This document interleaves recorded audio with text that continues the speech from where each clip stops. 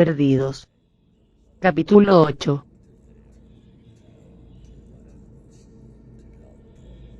Junto a la cocina, alguien había añadido una estructura sorprendentemente excéntrica. Para Mark, aquel anexo apenas podía considerarse una habitación, aunque eso debía de tratarse. Una habitación abuhardillada con el techo muy inclinado. La línea del tejado caía a 1 metro del suelo y se unía a un breve muro exterior. Parecía el lateral de una enorme tienda de campaña hecha de tejas. No podía imaginarse por qué alguien habría de construir algo así. Una habitación larga y sin ventanas con el techo en pendiente. Había oscurecido notablemente en los pocos segundos transcurridos desde que había dado la vuelta a la casa. Deprisa, deprisa, se hace de noche. Mark se abrió paso entre las hierbas altas, y los lirios tigrados inclinaron las cabezas. Otro pequeño retazo de vida salió disparado entre sus pies.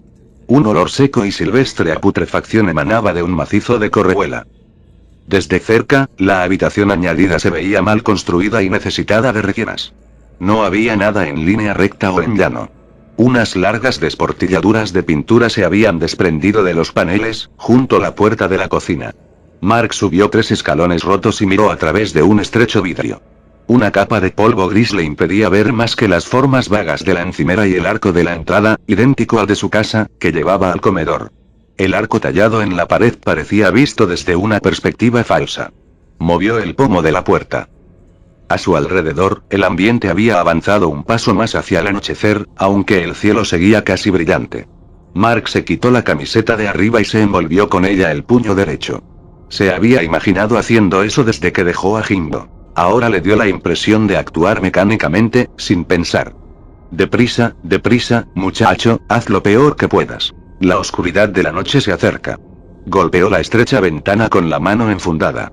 Fragmentos de cristal polvoriento salieron despedidos hacia el interior, cayeron tintineando en el suelo y estallaron en pedazos. Tan suavemente que apenas se dio cuenta, algo extraño y tan físico como un olor manó de la ventana rota y lo envolvió. A los lados del marco sobresalían unos fragmentos desiguales de cristal, que rompió con unos golpes fuertes y eficaces de la mano. Desenrolló la camiseta, sacudió los trozos de cristal, se la puso por el cuello y metió la mano. Los dedos encontraron el pomo, arenoso y pegajoso a la vez, casi grasiento. Lo giró y sacó el brazo. Luego abrió la puerta lo justo para que cupiera su delgado cuerpo de muchacho y, siguiendo los planes que había hecho horas atrás, se deslizó en la oscura cocina. Durante un par de segundos pudo advertir una sensación de vacío y dejadez que sugerían un abandono absoluto. En la pared de la izquierda descubrió una puerta cerrada que debía de dar a la habitación en forma de tienda de campaña. Entonces, lo que se había apoderado de él desde que había abierto la ventana lo agarró como un torno. Le falló la vista y descubrió que no podía respirar. La desesperanza y el sufrimiento se elevaron a su alrededor como una nube hedionda. Se le revolvieron las tripas. ¿Qué era lo que se había adueñado de él? Desquiciado por la repugnancia, gritó. Apenas oyó su propia voz y, cuando una de sus manos golpeó la puerta de atrás, giró hacia allí. La puerta le golpeó el pecho y la rodilla, como si hubiera cobrado vida violentamente. Capa a capa, la gasa apestosa pareció abatirse sobre él como telas de araña. Felizmente, la mano derecha topó con el pomo de la puerta. Salió volando a través del umbral y dio un portazo tras él. Unas telas y filamentos invisibles parecieron flotar persiguiéndolo. Cuando se frotó los ojos, la visión de sus manos, temblorosas y muy pálidas, le hizo saber que había recuperado la vista. «Oh, ¿me oíste comentar con Haki Monaghan aquello del heroísmo?», preguntó Philip. «Créeme, no tiene sentido hablar del tema». «No me tomes el pelo», dijo Tim. Tom Passmore lo mencionó el otro día, pero no conocía toda la historia. Los hermanos se dirigían al este en el lujoso coche de Tim. Philip había accedido por comodidad y porque el asiento del copiloto le permitía escudriñar mejor las aceras. 3 horas antes, la noticia sobre The Wade le había permitido reemplazar el martirio de la esperanza por el descanso de la desesperación, aunque creer que su hijo estaba muerto no lo liberaba de la obligación de actuar como si Mark todavía andará suelto por alguna parte. Después de que Tim rodeara 2 veces Sherman Park agrandando el círculo, Philip anuló el plan de dar una tercera vuelta más amplia, diciéndole que condujera en dirección al lago. Fingió observar un grupo de adolescentes que merodeaban delante de una tienda. Finalmente volvió a mirar a Tim. Heroísmo. Menudo chiste. En serio. Los parientes de Nancy eran muchas cosas, pero nunca fueron heroicos. Apartó los ojos de Tim y aparentó mirar el parabrisas. Habría que comprobar los antecedentes de todos los familiares de la persona con la que uno quiere casarse, eso es lo único que puedo decir. Tienes que admitir que es un giro extraño en la historia de Joseph Calendar. La historia de Joseph Calendar está llena de vuelcos extraños. No puedo creerme que no lo supieras. Supongo que todo salió a la luz cuando todavía estabas retozando por el lejano oriente. El tío era un buen carpintero, pero por lo demás estaba completamente loco. Calendar violó y asesinó a un montón de mujeres, y mató a su propio hijo. Probablemente matara a su mujer también, para tener una bonita casa vacía donde jugar. ¿De qué año estamos hablando? Calendar fue detenido en 1979 o 1980, no me acuerdo. Gira al sur en un Bolt y métete en Locust. Pasaremos por delante del parquecillo que hay allí. ¿Quieres que vayamos a Leastside? Nunca se sabe. Dijo Philip, dando a entender que era imposible predecir a dónde podía ir un adolescente cuando huye de casa. ¿Quedasteis Nancy y tú alguna vez con los Calendar? Al fin y al cabo, eran primos hermanos. Philip negó con la cabeza. Ni siquiera sabía que existía hasta que un día Nancy me dijo que su mujer había ido a verla. Fue cuando vivíamos en Carrollton Gardens, en el oeste. Menudo error. No me gustaba nada aquello. Un montón de snobs hablando de golf y dinero. La mujer de Calendar fue a ver a Nancy. ¿Cuándo? Sobre 1972 más o menos. Era invierno, un invierno deprimente. Solo llevábamos un par de años casados. Cuando llegué del trabajo Nancy estaba muy alterada. No quería hablar de ello. Cuando al fin le soltó dijo que la mujer de su primo le había visitado. No recuerdo su nombre, se llamaba algo así como Dora, o Flora, yo qué sé. Probablemente quería dinero. Por supuesto, Nancy no era tan estúpida como para dárselo. Estábamos pensando en formar una familia, y me habría subido por las paredes si Nancy le hubiera dado a chalado de su primo el dinero que tanto me había costado ganar. Y Nancy estaba alterada. Mucho. El asunto la trastornó mucho. ¿Te pareció que se sentía culpable? Se podría decir así. Culpable y alterada. Aléjate de esa gente, le dije. No permitas que vuelvan a acercarse. ¿Viste alguna vez a Calendar? Philip se encogió de hombros. Pero Nancy debió de conocerlo, al menos durante la infancia. Sí, claro que lo conocía. Supongo que de niño no estaba mal, pero empezó a volverse raro enseguida. El problema era que nadie sabía hasta qué punto. Nancy dijo una cosa sobre él una vez, después de que lo detuvieran. Dijo que solo estar con él daba miedo. ¿Cómo? Nancy decía que te hacía sentir como si se fuese todo el aire de la habitación. Nadie supo nunca qué le pasó a su mujer. Seguro que la mató, también, y se deshizo del cuerpo. Lo cierto es que desapareció. ¿Cuánto tiempo había pasado desde que fue a ver a Nancy? Philip lo miró con aire sorprendido y especulativo. 4, 5 semanas. Nancy les llamó un día, esperando que él estuviera en el pequeño taller que tenía alquilado en Sherman Boulevard. Pero Calendar respondió y dijo que no tenía ni idea de dónde estaba ella. Mira, así se llamaba. Puta estúpida, la verdad es que da lástima y todo, mira que liarse con un tío así. Sin embargo, hubo aquello del heroísmo. Philip se rió. La primera vez que Joe Calendar se hizo famoso. Estamos acercándonos al hospital Montessori. Gira a la izquierda. Vamos a ir hacia el norte durante un rato. Tim pensó que Philip quería girar por Eastern Shore Drive, donde el espectáculo de las mansiones habitadas por personas cuyos hijos tenían sus herencias en Brown y Wesleyan le permitirían olvidar momentáneamente su verdadera situación. Estaba buscando una distracción, no a Mark. Philip se había rendido. Ahora se limitaba a esperar a que la policía encontrara el cuerpo. Sucedió cuando acababa de conocer a Nancy. El verano que tenía 19 años, en 1968. Por supuesto, tú no debes de saber nada de esto, estabas fuera matando comunistas en nombre de Cristo, ¿no? Tim sonrió. A la mayoría de los tíos de mi sección les gustaba llamarlos amarillos. Chinos de mierda. ¿Sabes? Siempre puedes decir a la gente que estuviste allí. A veces lo hago. Estoy seguro. Entonces Calendar salvó la vida de 2 niños. La historia salió en el periódico de la ciudad. En la casa que había junto a la suya un cortocircuito originó un incendio. Eran como las 6 de la mañana. En unos 10 minutos la casa se llenó de humo. Resultó que Joe Calendar estaba haciendo algo en el patio de atrás y supongo que olió el humo. Estaba haciendo algo en el patio de atrás a las 6 de la mañana. A lo mejor había salido a echar una meada al fresco. ¿Quién sabe? ¿Quién vivía en la otra casa? Una familia negra, con 2 niñas pequeñas. El tío era conductor de autobús, algo así.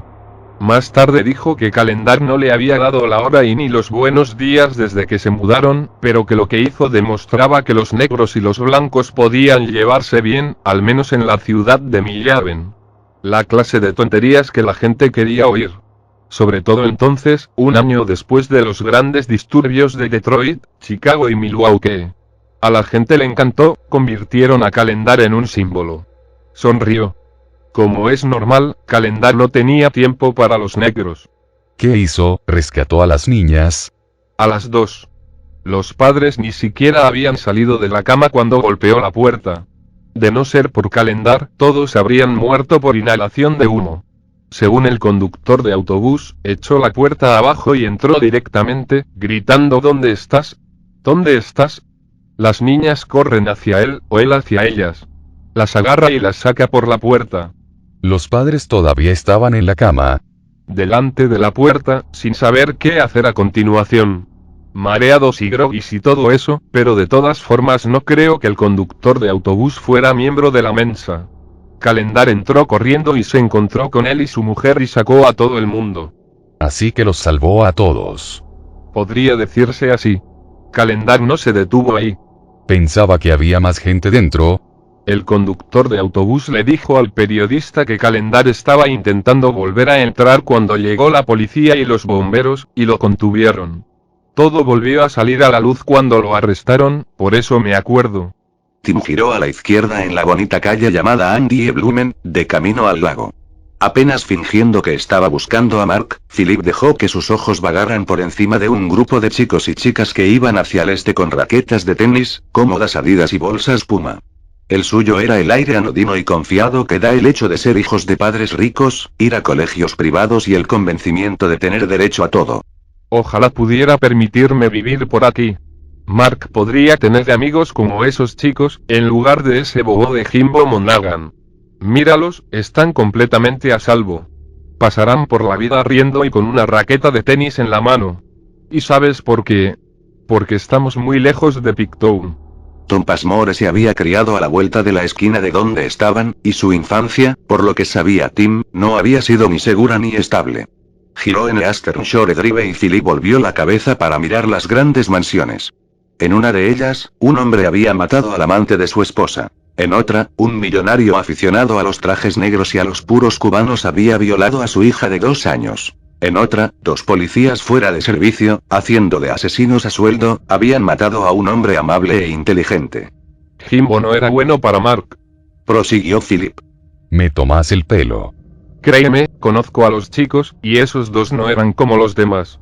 A decir verdad, eran un par de perdedores. Y, por si te interesa saberlo, estaban demasiado unidos.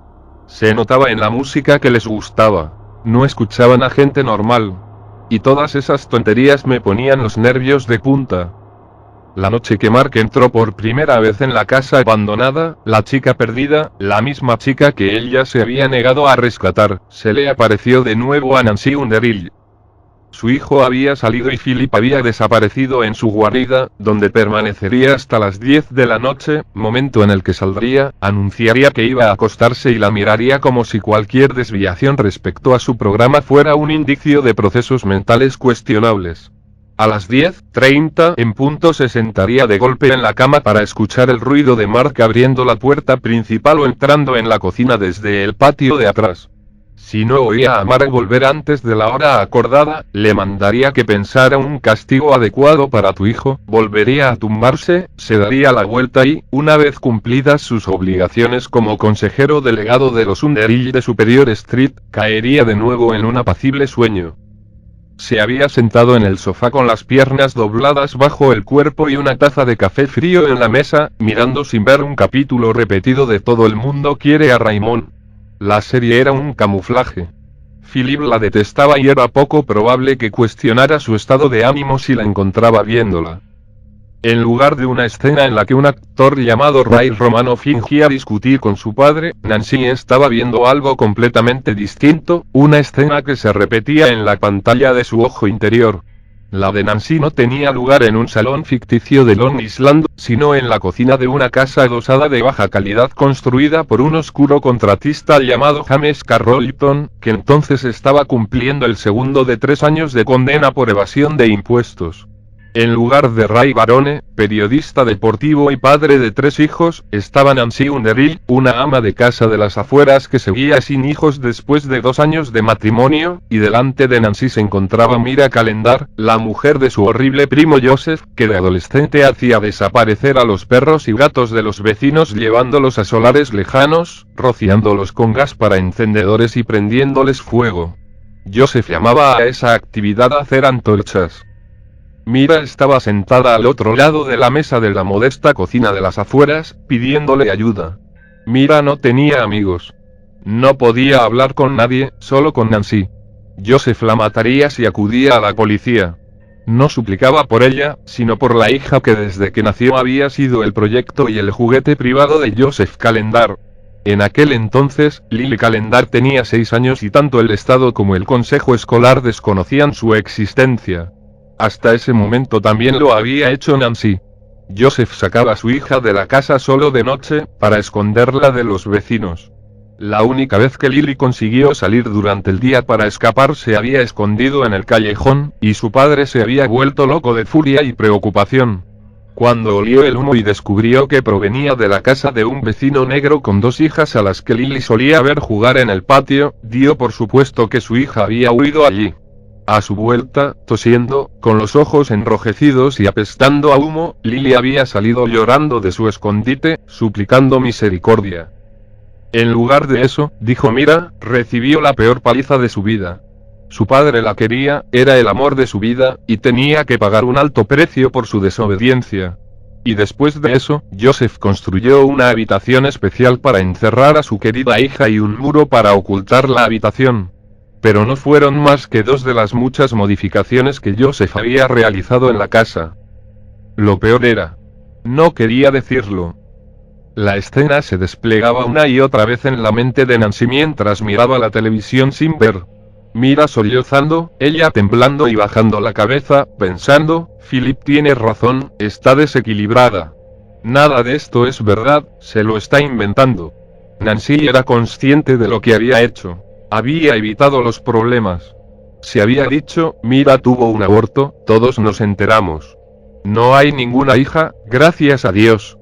Los 2 están locos. Por miedo a su terrible primo había traicionado a su sobrina. 8 años después, los titulares habían revelado al mundo lo que su primo era capaz de hacer, pero Nancy no podía engañarse a sí misma. Ella ya lo sabía. Mar la sorprendió llegando pronto a casa. Después de dirigirle una de esas miradas que conocía tan bien, murmuró algo sobre estar cansando y desapareció en su habitación. A las 10 de la noche, como respondiendo a la llamada del timbre de Kinky, Philip apareció en el salón y anunció que había llegado la hora de acostarse.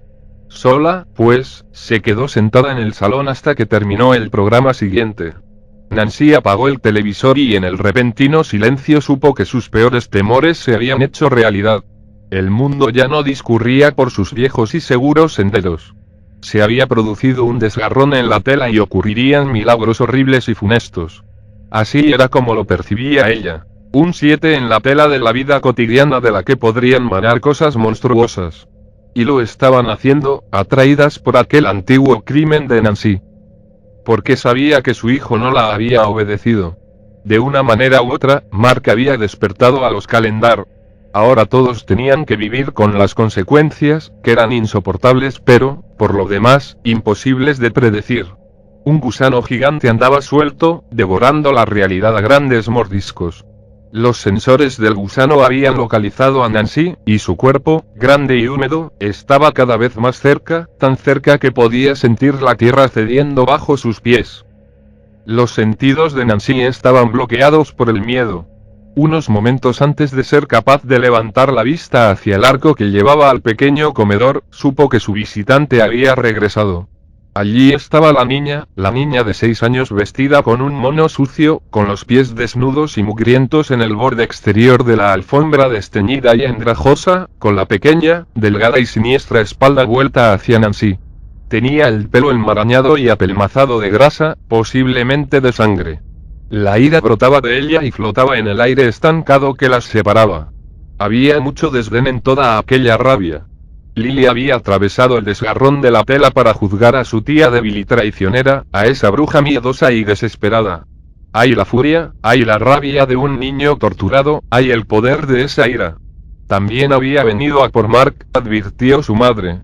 Mark era ya medio suyo, lo había sido desde el momento en que la casa de los horrores de Joseph Calendar había surgido de la niebla apartándolo de su estúpido monopatín.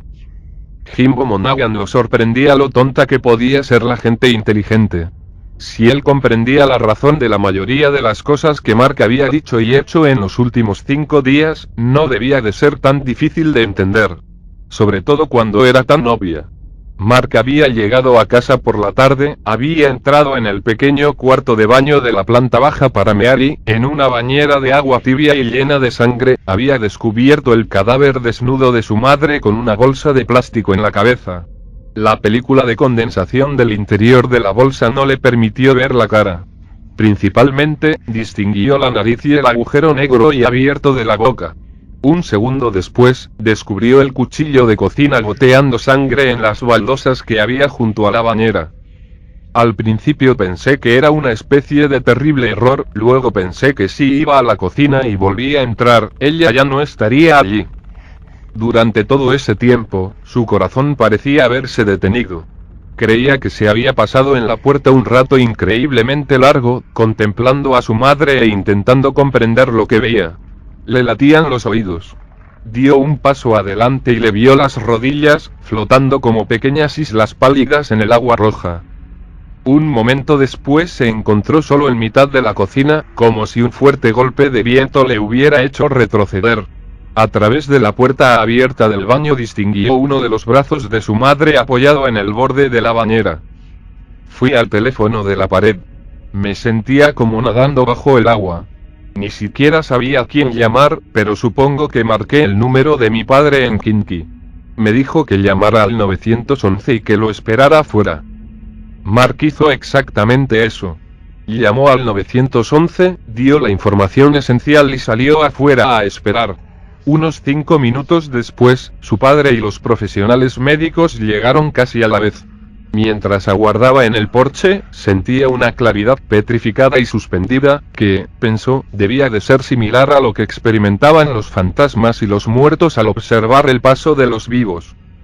Según Jimbo, fue la última vez que Mark tuvo claras sus emociones. Al día siguiente se había presentado en la puerta de atrás de Jimbo, obsesionado con un plan inalterable. Era como si llevara semanas preparándolo. Quería entrar en la casa de Michigan Street y su amigo Jimbo tenía que acompañarlo. De hecho, Jimbo era indispensable. No podía hacerlo sin él. Confesó que había intentado hacerlo solo y se había encontrado con un problema inesperado. Había perdido el control de su cuerpo, no podía respirar y le costaba ver. Y todas aquellas telarañas, puff. Pero nada de eso ocurriría si Jimbo iba con él, dijo Mark, estaba seguro de que podrían entrar en la casa tranquilamente. Y una vez dentro podrían echar un vistazo a la parte más extraña del edificio, que Mark no le había mencionado a su amigo hasta entonces, la habitación en forma de tienda de campaña. ¿No sentía curiosidad Jimbo por una habitación así? ¿No le gustaría ir a echar una ojeada? No, si ese tío está allí dentro, dijo Jimbo. Piénsalo, Jimbo. ¿Estás seguro de que lo viste? ¿O fui yo el que te metió la idea en la cabeza? Dijo Mark. No lo sé. En realidad no importa. Porque si vamos los dos, todo irá bien. No te sigo. Tú cubres mi espalda y yo la tuya. Y de todas formas, creo que lo único que hay en esa casa es el ambiente. El ambiente. Ahora sí que no te sigo. El ambiente hace que veas cosas.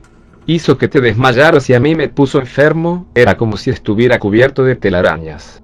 Pero no eran telarañas de verdad, era el ambiente. Vale. Puede que lo entienda, un poquito. Pero ¿por qué quieres volver a entrar? Tengo que hacerlo. Esa casa mató a mi madre. En silencio, Jimbo esbozó con los labios vale, sorprendido por una idea que le había venido como por medio de un ángel mensajero. Mark se sentía culpable y no lo sabía. Jimbo no comprendía del todo la psique de su amigo, pero estaba completamente seguro de que Mark no estaría despotricando así si, un día después que romper la promesa que le había hecho a su madre, no hubiera entrado en el cuarto de baño y la hubiera encontrado muerta en la bañera. De eso no decía palabra. Era indecible por definición. En cambio, no podía dejar de hablar de su descabellado plan. Jimbo decidió no ceder, oponerse a Mark todo el tiempo que hiciera falta. Durante los días siguientes, Mark puso a prueba su resolución tantas veces que Jimbo creía que lo invitaba a acompañarlo a la casa de Michigan Street más o menos una vez cada hora. Después de la primera docena de veces, adoptó el enfoque que utilizaría en adelante, fingir que la obsesión de Mark era broma. Esa táctica podría haber enfurecido a Mark, pero apenas lo notaba. Un día de aquella espantosa semana, Jimbo oyó decir a su padre, a quien se lo había contado un agente de policía fuera de servicio en un bar llamado House of Correction, que a primera hora de la tarde un equipo de cine de Los Ángeles iba a rodar una película de gángsters en Jefferson Street. Llamó a Mark, y los chicos decidieron coger un autobús hasta el centro, una zona que no conocían tan bien como imaginaban.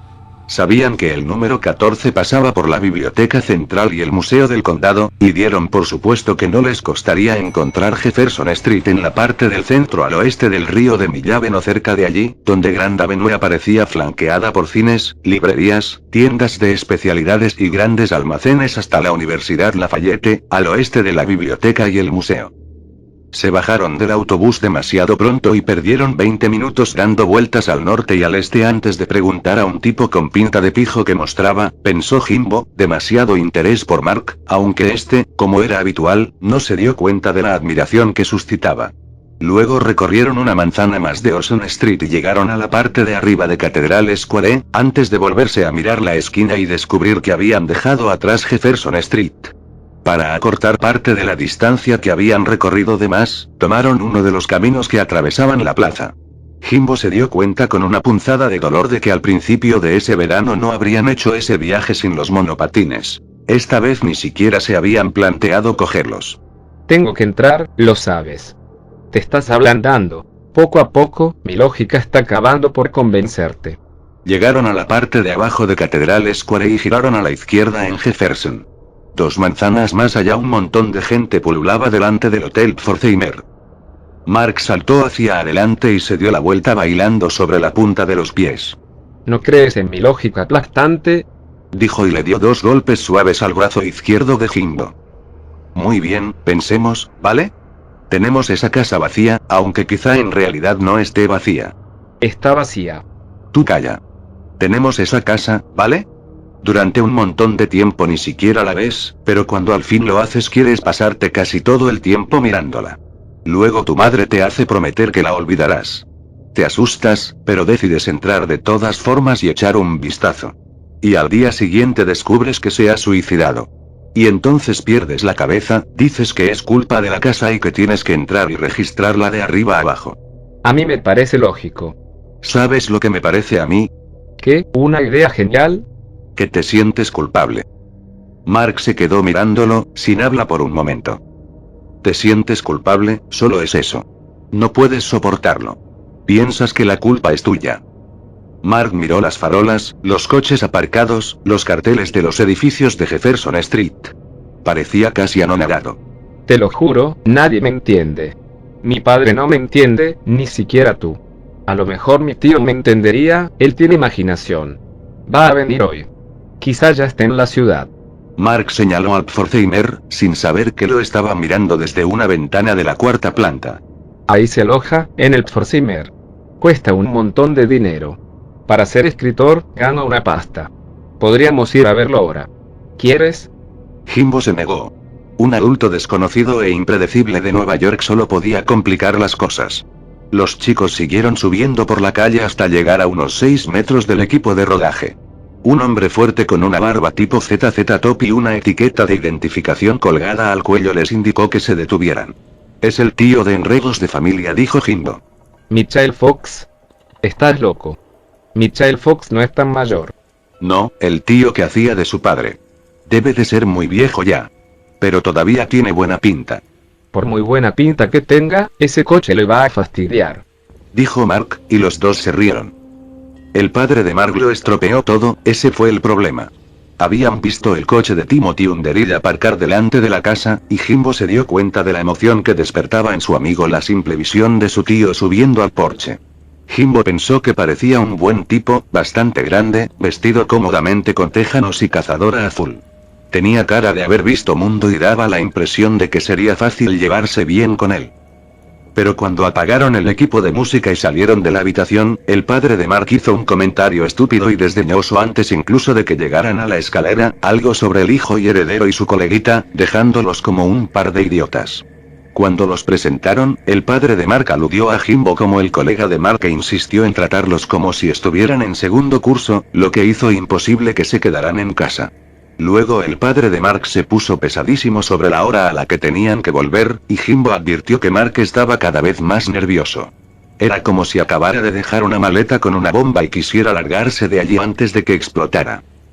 Cuando consiguieron salir, Jimbo siguió a Mark con reticencia hacia la acera del 3323, donde ninguna figura sombría había aparecido en la ventana del salón. Jimbo tuvo que estar de acuerdo. Aunque en otro momento las cosas hubieran sido distintas, ahora la casa estaba tan vacía como un nuevo hueco. Solo había que verla para saberlo. El único movimiento que había allí era el del polvo depositándose. Vamos a hacerlo. Lo creas o no, vamos a hacerlo. ¿Quieres que vaya a lo del funeral esta noche? Si tú no vas, yo tampoco voy, y yo tengo que ir, así que... Recuerda que soy tu coleguita. Sola y enorme en una pequeña colina, Trot Brothers le recordó a Jimbo un castillo con mazmorras y armaduras. El interior era solemne y un poco sórdido a la vez. Los condujeron a una sala pequeña de aspecto cansado que parecía una capilla, con 4 filas de sillas delante de un ataúd abierto. A Jimbo le pareció horrible, cruel, de mal gusto. Iban a obligar a Mark a mirar el rostro de su madre muerta. Una cosa era respetar a los muertos, pero ¿y el respeto a los vivos? Jimbo se arriesgó a echar un vistazo a la pálida figura del ataúd. La persona que yacía allí no parecía la madre de Mark exactamente, sino más bien una hermana menor de la señora Underhill, alguien que se había marchado y vivido una vida completamente distinta. Los hombres se dirigieron al fondo de la habitación enseguida, y Jimbo y Mark se sentaron en la última fila. El padre de Mark le pasó una tarjeta con una puesta de sol hawaiana en un lado. Cuando le dio la vuelta, Jimbo vio el Padre Nuestro impreso debajo del nombre y las fechas de nacimiento y la muerte de Nancy. ¿Estás bien?, le susurró a Mark, que giraba la tarjeta una y otra vez entre las manos, examinándola como si fuera una pista de un crimen de una novela de misterio. Mark asintió. Un par de minutos después se inclinó y susurró. ¿Crees que podríamos largarnos? Jimbo negó con la cabeza. Philip ordenó a su hijo que se pusiera en pie y presentara sus respetos a su madre. Mark se levantó y recorrió el pasillo central hasta el ataúd. Mientras Jimbo miraba, Philip se puso melodramático y le pasó el brazo a su hijo por los hombros, probablemente por primera vez desde que Mark cumplió 10 años.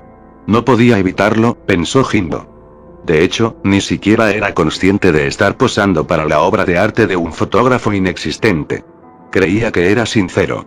Jimbo notó cómo Mark se removía ante el contacto con su padre. Tan pronto como Philip transigió y se alejó, Jimbo se puso en pie y se acercó a su amigo.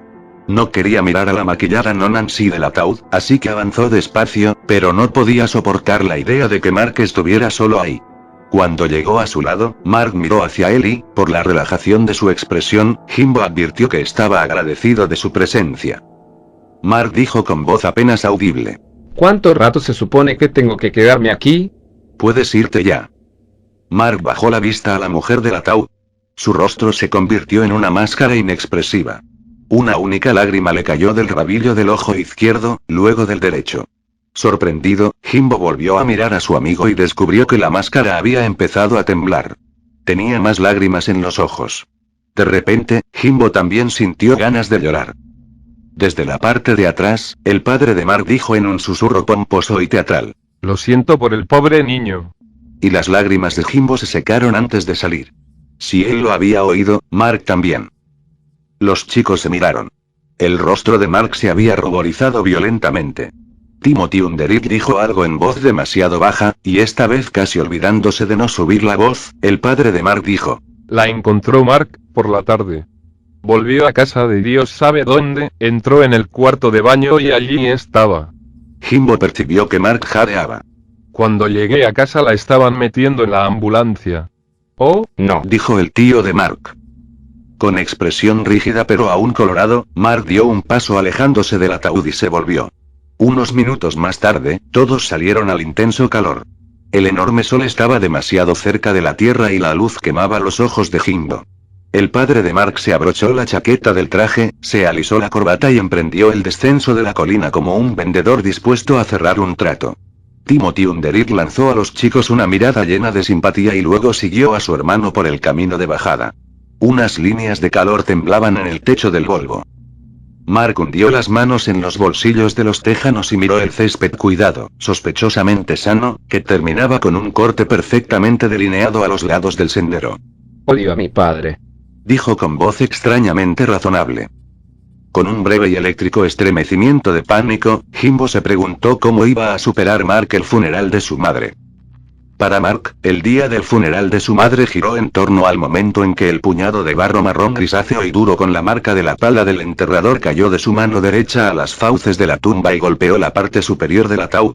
Antes de ese momento se había preguntado si sería capaz de soportar todas las obligaciones de ese día o si sucumbiría a diversos desastres tanto internos como externos. Se imaginaba desmayándose, como Jimbo en la hierba de la casa de Michigan Street, y, lo que era mucho peor, también se imaginaba sufriendo un ataque, echando espuma por la boca y con los ojos en blanco. Esas humillaciones le sucederían, pensó, delante de todos los reunidos en el cementerio Sunnyside. El párroco abriría la voluminosa Biblia. De pie, junto a la tumba, con aspecto triste y digno, estarían los Monaghan, y los Shillington y los Taft, además de una pareja de señoras tontas de la compañía de gas y quizá un maestro de escuela o dos. Incluso Jackie Monaghan, que seguramente estaría con una resaca terrible y por tanto con necesidad de una rápida solución médica, y el padre de Mark, muy tieso, con las manos dobladas sobre el grueso vientre, furioso e impaciente, y entonces él avergonzaría a todo el mundo y haría el ridículo agitándose, retorciéndose y babeando en el bonito y cuidado césped. O bien el cielo se oscurecería de repente y una lluvia súbita se abatiría sobre los presentes, y un rayo de luz partiría el firmamento en dos y lo dejaría frito en el sitio. Las catástrofes internas eran mucho peores, ya que implicaban una muerte violenta producida por el mecanismo sobrecalentado y no fiable que era su cuerpo. Al ser peores, eran mucho más probables. Un infarto, un aneurisma, un derrame cerebral. El sentido común le decía que tenía muchas más posibilidades de sufrir un derrame cerebral que de que le cayera un rayo. A juzgar por la expresión de su cara, su padre estaba contando los minutos para marcharse. Mark observó la expresión férrea y apagada y se dio cuenta de que estaría atado a ese hombre durante años y años. El tío Tim, un poco apartado del resto del grupo y con un traje azul oscuro, gafas de sol con montura de concha y cristales de un extraño azul, y una gorra de la Wigo azul oscuro con la imagen de un hombre tocando un saxo tenor, parecía estudiar a todo el mundo. Quizá su padre le dejara pasar una semana o dos con el tío Tim. Escuchó las palabras del sacerdote contratado, pensando que parecía simpático. Tenía una manera de hablar lenta y agradable, y un timbre bajo que inspiraba confianza, como la de los políticos y las voces en off. Cada palabra que decía parecía sensata y cuidadosamente escogida. Mark las comprendía según entraban en su conciencia. No obstante, las unidades verbales más largas y las frases y oraciones tenían tan poco sentido para él que podrían haber sido de un idioma extranjero, vasco, quizá, o la lengua de la Atlántida. Era muy consciente del aire que entraba y salía de su garganta, de la sangre que le fluía por sus venas, del brillo del sol en el dorso de las manos. El sacerdote dio un paso atrás. Una máquina parecida a una carretilla elevadora bajó el ataúd a la tumba adornada con hierba artificial. La caja se posó en el suelo y dos hombres retiraron el césped falso. El padre de Mark recorrió los pocos pasos que lo separaban del montículo de tierra piramidal extraída de la tumba. Tomó un terrón del tamaño de una pelota de béisbol, se inclinó sobre la fosa abierta y extendió el brazo. La tierra cayó de su mano y golpeó la tapa del ataúd con un sonoro ton que hizo que Mark temiera quedarse sordo y ciego. Durante un segundo, el mundo que había ante él se descompuso en centenares de motas rojas que se movían con rapidez, como estrellas fugaces.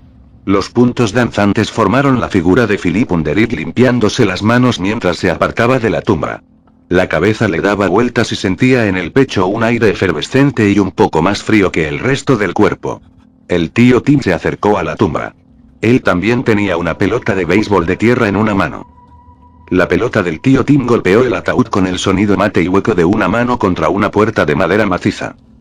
Todavía sintiéndose un poco ingrávido, Mark se acercó a la pirámide de tierra de la tumba y cogió un terrón con largas hendiduras en la superficie más amplia. Ese puñado de arcilla había sufrido mucho. Lo habían acuchillado en el vientre, mordido y partido por la mitad. El gas frío que le llenaba el pecho se desplazó al fondo de la garganta. Sus pies movieron con una confianza asombrosa siguiendo la profunda zanja del suelo. Dejó caer el terrón de bordes puntiagudos, que dio contra el ataúd con un sonido metálico y agudo que despertó en Mark el inquietante recuerdo de una campana. Se estremeció. No importaba lo que dijera Jimbo, Mark comprendió de pronto que había visto la fuerza que le había hecho detenerse en la puerta trasera de la casa. Había visto la fuerza que había matado a su madre. Estaba en lo alto de Michigan Street de espaldas a él. Mark recordó los cabellos oscuros y enmarañados, la espalda ancha, el abrigo negro que parecía de hierro y la sensación de extrema maldad que emanaba de la figura. Esta había ido penetrando en su madre, envenenándola hasta llevarla a la tumba. El día giró en torno a su eje y el miedo se transformó en lucidez. Tenía dos tareas por delante. Debía descubrir todo lo que pudiera sobre la historia del número 3313 de Michigan Street y de quienes habían vivido allí, para dar nombre a ese ser maligno. Y, más que nunca, tenía que descubrir sus secretos. Era la única manera de vengar la muerte de su madre. Por su mente desfilaron imágenes de sí mismo saqueando los armarios y arrancando tablones del suelo. Según Jimbo, detrás de esos deseos había un sentimiento de culpa, pero Jimbo se equivocaba. Lo que él sentía era rabia. Como si fuese una serie de órdenes, su nueva lucidez lo acompañó durante el viaje de vuelta a Superior Street. Entró en su casa con el ruido blanco de ese propósito zumbando en su cabeza. El funeral había terminado, había llegado el momento de preparar el paso siguiente. Deprisa, deprisa, el tiempo pasa. Hombres y mujeres iban entrando poco a poco por la puerta principal, pero Jimbo no se encontraba entre ellos. El padre de Mark y el tío Tim sacaron los refrescos y las cazuelas y la tarta de café que habían traído los Shillington y los Taft, y pronto un grupo de personas tan numerosas como las moscas en torno a un cadáver sangriento se apretaron alrededor de la mesa del comedor, separándose y fusionándose una y otra vez mientras entraban y salían del salón con platos y vasos de papel. Los Rochenko llegaron cogidos de la mano porque se sentían tímidos e incómodos. Un poco después, el viejo Hilliard entró lentamente por la puerta sin nadie cogido de la mano. De hecho, llevaba un bastón en una y la otra hundida en el bolsillo del pantalón. Por desgracia, el señor Hilliard vio que Mark lo miraba y se le acercó cojeando. A pesar de que estaban a más de 30 grados, llevaba una gruesa camisa de tela escocesa, unos viejos pantalones de pana con tirantes y un incongruente par de botas de vaquero. Siento mucho lo de tu madre. Te acompaño en el sentimiento, hijo. Si hay algo que pueda hacer por ti, dímelo. Como si eso fuera posible, pensó Mark, y se lo agradeció. Os veo a ti y al chico de los Monaghan con los monopatines casi todos los días, dijo Hilliard. Esas ruedas hacen un ruido infernal. El rostro formó una red de profundas arrugas y Mark advirtió que estaba sonriendo. Al parecer estáis mejorando un poco. Ojalá pudiera salir por ahí como vosotros dos. Levantó el bastón y lo agitó.